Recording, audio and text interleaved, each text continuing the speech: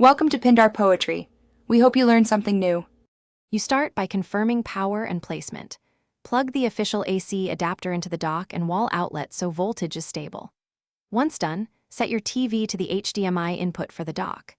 Make sure the switch is unlocked and its screen is on. Low battery can block charging negotiation.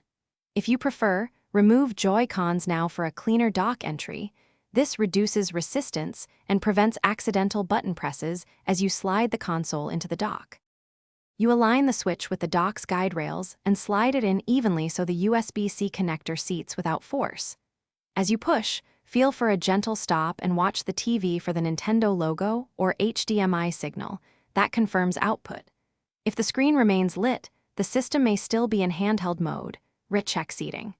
Make sure the dock vents stay unobstructed while the system charges and outputs video, because overheating will throttle performance and risk damage. You finish by verifying the TV displays the switch and the battery icon indicates charging. Reconnect controllers and confirm audio routes to the TV. If the display or charging doesn't appear, power cycle the dock. Unplug AC for 10 seconds, then plug back in. Remove and reseat the console to ensure proper USB-C contact, and try a different HDMI cable or TV input to isolate faults. If problems persist, inspect the USB-C. Thanks for watching. Consider subscribing if we helped you.